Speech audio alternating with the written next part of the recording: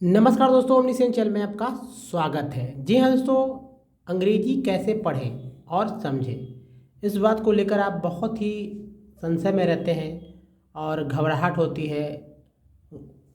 ना जाने कितने सारी समस्याएं आपके मन में उठती रहती है। तो दोस्तों ऐसे ही अ, आपकी जो समस्या है उस समस्या को लेकर मैं लगातार जो है कैसे अंग्रेजी को पढ़ना और समझना है इस पे वीडियो बना रहा हूँ। तो दोस्तों अगर आप हमारे साथ लगातार बने रहते हैं तो आपको 100% गारंटी है इस बात की कि आप सीखेंगे ही।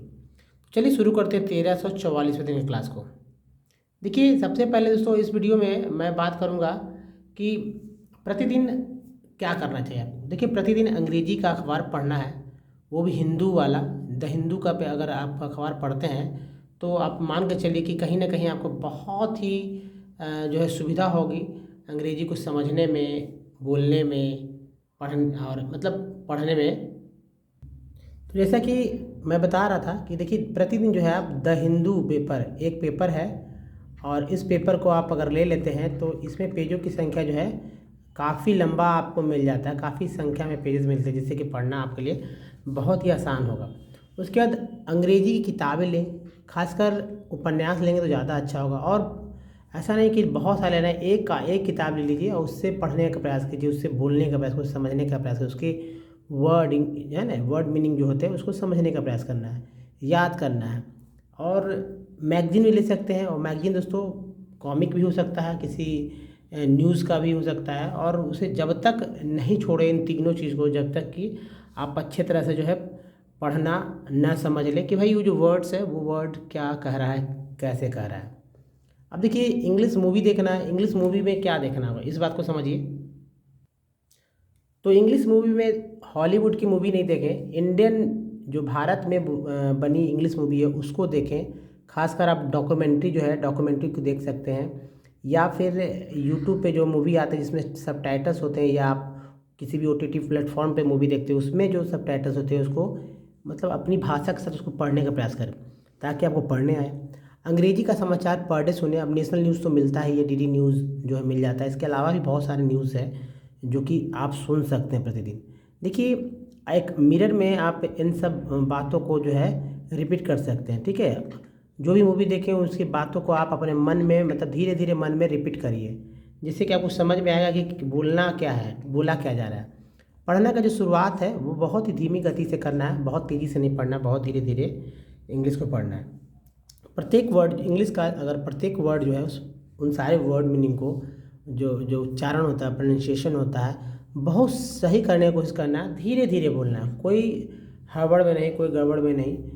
ना आए कोई बात नहीं, हमारे द्वारा बताया गया 64 पार्ट्स। जी हाँ दोस्तों, पार्ट्स स्पेलिंग जो वर्ड मीनिंग का पार्ट्स होता है, तो उन सारे पार्ट्स ऑफ वर्ड को याद कर लें। इसके अलावा अल्फ़ाबेट के सारे उच्चारण याद रखने चाहिए, वर्णमाला के सारे अंग्रेजी जो होते हैं उसको, ये उच्चारण उसको याद रखना चाहिए।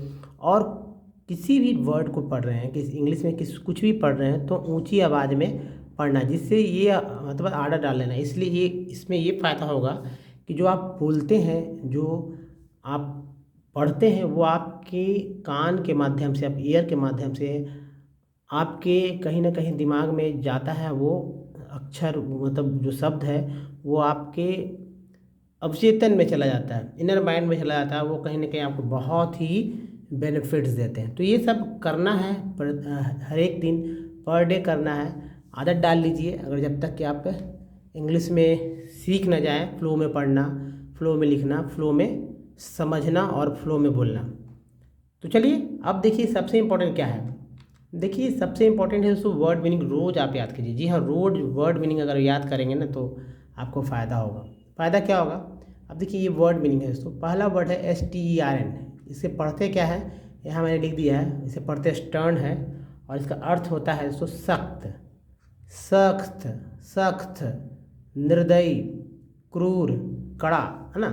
सख्त, सख्त होता है ना, कठोर भी है एक वर्ड, कठोर मतलब मिलता जुलता, निर्दयी, क्रूर, कड़ा, कठोर। स्टर्न वर्ड मीनिंग है स्टर्न। अगला वर्ड है रेमेनेंट। देखिए ये पढ़ना सबसे ज़्यादा अच्छा है, उच्चारण करेक्ट करना है। रेमेनेंट, रेमेनेंट का अर्थ है बचा हुआ, अवशेष, बाकी अवशिष्ट को रेमिनेंट कहते हैं, रेमिनेंट। अगला वर्ड मीनिंग है, देखिए 12 वर्ड मीनिंग ही मैं देता हूँ, 12 वर्ड मीनिंग के हिंदी अर्थ कई हैं तो आप अच्छे से याद कर सकते हैं। डिसिट, डिसिटफुल, डिसिटफुल का अर्थ है धोखेबाज, दगाबाज, धूर्त, कपटी। धोखेबाज, दगाबाज, धूर्त, कपटी को बोलते हैं डिसिटफुल। बोलिए डिसिटफुल। चलिए नेक्स्ट वर्ड मीनिंग है दोस्तों ट्वीडल। ट्वीडल का अर्थ है, ट्वीडल का अर्थ है व्यर्थ समय नष्ट करना, व्यर्थ समय नष्ट करना ट्वीडल। फिराना या घुमाना को बोलते हैं ट्वीडल, ट्वीडल, ट्वीडल। व्यर्थ समय नष्ट करना, घुमाना, फिराना। अलग अलग वर्ड है, 3 वर्ड मीनिंग। नेक्स्ट है तो प्रीवेरिकेट। प्रीवेरिकेट, प्रीवेरिकेट का अर्थ हो जाता है गोल गोल बात करना, है ना, गोल गोल बात करते हैं लोग, या टाल मटोल करना। 2 वर्ड मीनिंग है, एक तो गोल बात करना, दूसरा टाल मटोल करना। 2 वर्ड मीनिंग हो गया। प्रीवेरिकेट वर्ड है, प्रीवेरिकेट। नेक्स्ट वर्ड मीनिंग है ओबिएट। ओबिएट, इसका हिंदी अर्थ है निवारण करना, एक हो गया। दूसरा है रोकथाम करना, तीसरा है पेशबंदी करना। निवारण करना, रोकथाम करना, पेशबंदी करना, ओबिएट। क्या बोलेंगे? ओबिएट। नेक्स्ट वर्ड मीनिंग है दोस्तों एक्सक्यूड। एक्सक्यूड, एक्सक्यूड का जो अर्थ है बाहर निकलना, चूना, रिसना, चुआना।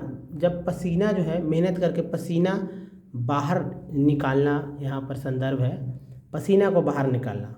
तो एक्सक्यूड वर्ड में है, वर्ड क्या है? एक्सक्यूड। अब चलिए नेक्स्ट वर्ड मीनिंग है मैलेज। मैलेज, मैलेज मीन्स होता है व्याकुलता, बेचैनी, रुग्णता, घबराहट। व्याकुलता, बेचैनी, रुग्णता, घबराहट। मैलेज वर्ड है, मैलेज। नेक्स्ट वर्ड है दोस्तों वॉग। वॉग मीन्स होता है, वॉग मीन्स होता है, कुछ लोग वॉग्यू पढ़ देते हैं, गलत उच्चारण है, उच्चारण पढ़ना है वॉग, कंफ्यूज नहीं होना है। वॉग फैशन, फैशन, फैशन, शैली, चलन, लोकप्रियता। फैशन, शैली, चलन और लोकप्रियता को वोग बोलते हैं, वोग। अगला वर्ड मीनिंग है डेलीगेट। डेलीगेट का अर्थ है, डेलीगेट का अर्थ है प्रतिनिधि, प्रत्यायुक्त। प्रतिनिधि, प्रत्यायुक्त को बोलते हैं डेलीगेट। नेक्स्ट वर्ड मीनिंग है इम्प्रेग्नेट। इम्प्रेग्नेट, इम्प्रेग्नेट का अर्थ हो जाता है सर से भर देना, सराबोर करना और से व्याप्त करना। सराबोर करना समझ सकते हैं ना, सराबोर करना, किसी चीज़ से भर देना, से व्याप्त करना। इम्प्रेग्नेट। नेक्स्ट वर्ड मीनिंग है तो इम्प्रेग्नेबल।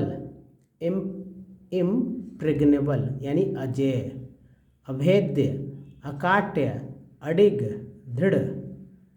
इम्प्रेग्नेबल, इम्प्रेग्नेबल अजेय, अभेद्य, अकाट्य, अडिग और दृढ़ को बोलते हैं इम्प्रेग्नेबल। तो दोस्तों ये तो था वर्ड मीनिंग जिसको आपने देखा। अब चलिए मैं आपको टेक्स्ट पे ले चलता हूँ, जिस टेक्स्ट के थ्रू आप ज़्यादा अच्छा फील करते हैं समझना, है ना, और पढ़ना। दोस्तों ये टेक्स्ट जो है 7th क्लास के एनसीईआरटी बुक का है और ये रिसोर्स चैप्टर है, चैप्टर 1। आज से इसकी शुरुआत हो रही है, तो आप ऐसे में जो है पहले तो ये देख लीजिए टेक्स्ट, पूरा टेक्स्ट आपके सामने है, बुक से ही टाइप करके मैंने नहीं, सीधा मैंने लिया इस तरह से। क्या लिखा हुआ? Mona and Raju were helping अम्मा टू क्लीन देयर हाउस। ठीक है, फर्स्ट लाइन जो है वो इंडिकेट कर रहा है, इसको आप अच्छे से देखिए। Mona and Raju were helping to clean their house. Look at all these things, cloths and utensils, food grains, comb, this bottle of honey, books. Each of these has a use said Mona, that is why they are important. दोस्तों यहाँ से फिर से देखिए, आपको अगर समझ में नहीं आ रहा, that is why they are important said Amma, these are source. दोस्तों यहाँ से देखिए, these are sources, what is a resource, was Raju's questions to Amma. Anything that can be used to satisfy a need is a resource, replied Amma. Look around you and observe. You will be able to identify many types of resources. The water, देखिए यहाँ से, the water you drink when you are thirsty, the electricity you use in your house, the rickshaw you use get home from school, the textbook you use to study are all resources. Your father has prepared a tasty snacks for you. The fresh vegetables he has used are also a resource. दोस्तों आपने ये देखा कितना अच्छा तरह से ये सब जो है, बहुत सिंपल इंग्लिश है। पहले से एक बार वीडियो को पॉज करके पढ़ लें, उसके बाद मैं बहुत आसानी से मैं इसे बता सकता हूँ और आप भी समझ गए होंगे कि क्या इसका अर्थ है। नहीं तो फिर भी जानना ज़रूरी है, क्योंकि बहुत सारे लोग जो है समझ भी नहीं पाते हैं। तो क्या करना है, पहले समझिए दोस्तों कि मोना और राजू अम्मा को अपने घर साफ करने में मदद कर रहे थे। पहला लाइन है, Mona and Raju were helping अम्मा टू क्लीन देयर हाउस। इसे आप बोलने में यूज़ कर सकते हैं, ठीक है, इस सेंटेंस को। उसके बाद यहाँ लिखा हुआ look at the all these things, है ना। मोना ने मतलब look at the all these things, clothes, utensils, food grains, com, this bottle of honey, books, each of these has a use, sad Mona. Mona ने कहा, यदि यहाँ पर है जो मोना ने कहा, ये मोना ने कहा क्या कि इन सब चीज़ों को देखो, look at all these things, यहाँ है look at all these things, देखो, जैसे कपड़े, क्लॉथ मीन्स कपड़े, यूटेंसिल्स बर्तन, फूड ग्रेन अनाज, कॉम्ब कंघी, दिस बोतल ऑफ हनी यानी कि शहद की बोतलें। उसके बाद जो है दोस्तों किताबें, इनमें से प्रत्येक का एक उपयोग है, ठीक है। अब देखिए that is the why they are important, इन सब का एक उपयोग है। That is the why they are important said to अम्मा। ये बात किसने कहा, ये अम्मा ने कहा। अब आगे देखें,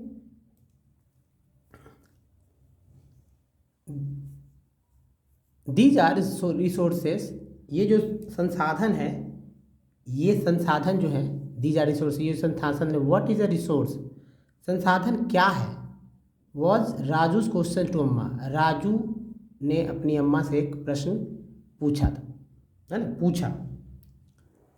anything that can be use to satisfy a need is a resource, मतलब कि अम्मा ने उत्तर दिया कि कोई भी चीज़ जिसका उपयोग किसी आवश्यकता को पूरा करने के लिए किया जा सकता है एक संसाधन है। रिप्लाइड अम्मा, लुक अराउंड, मतलब अम्मा ने ऐसा जवाब दिया, look around you and observe, you will be able to identify many types of resources. मतलब दोस्तों कि अपने चारों ओर देखो और निरीक्षण करो, आप कई प्रकार के संसाधनों को पहचानने में जो सक्षम होंगे। अब देखिए इसे यहाँ से समझिए, the water you drink when you are thirsty, आप पानी पीते हैं जब आपको प्यास लगती है। The electricity you use in your house, आप बिजली का इस्तेमाल अपने घर में करते हैं। The rickshaw you use get home from school, आप रिक्शा का इस्तेमाल करते हैं अपने स्कूल से घर आने के लिए। The text book you use to study are all resources, मतलब जो टेक्स्ट बुक है जो पढ़ने अध्ययन करने के लिए इस्तेमाल करते हैं, ये सारे के सारे संसाधन हैं। Your father has prepared a tasty snacks for you.